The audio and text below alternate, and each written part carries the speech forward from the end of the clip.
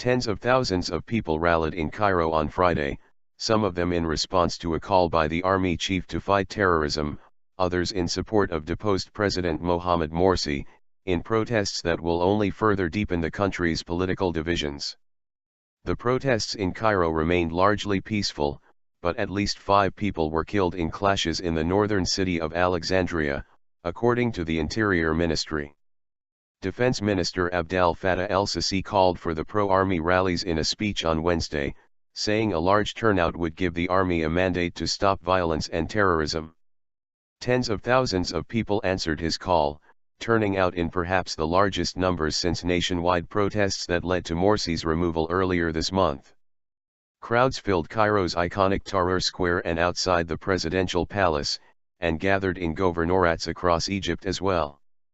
The people, the source of all power, mandate the army and police to purge terrorism, read a banner stretched across the entrance to Tahrir.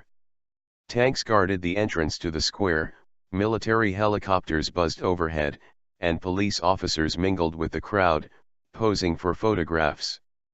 It was all a far cry from the usual scene over the past 2.5 years, when protesters in Tahrir routinely clashed with police and denounced the army.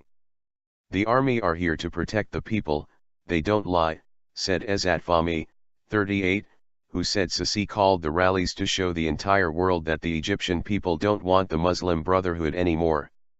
Leaders of Tahrir, the petition campaign that collected signatures calling for Morsi's ouster, endorsed Friday's protests, in urging their supporters to help cleanse Egypt.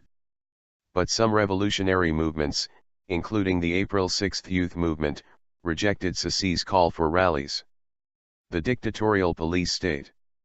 Morsi's Muslim Brotherhood and its remaining political allies had been planning their own mass rallies for more than a week. Thousands of their supporters gathered outside of a mosque in the Nasser city district, and near Cairo University, both the sites of ongoing protests since Morsi's ouster. "He is fueling more anger from one sector against another sector," said Magat Osman, a 25-year-old Morsi supporter, referring to Sisi's call for protests. The pro-army rallies were intended to overwhelm the pro-Morsi crowd's numbers and demonstrate public support for the army. It has also raised fears, and hopes, among some Egyptians, that the army is planning a major crackdown on the Brotherhood. "It is either victory over the coup or martyrdom," said Mohamed el-Beltaji, a leading member of the Muslim Brotherhood, in a speech to the crowds. Earlier on Friday, the state news agency reported that Morsi is being held for 15 days while prosecutors investigate claims that he conspired with the Palestinian group Hamas to carry out attacks during Egypt's 2011 revolution.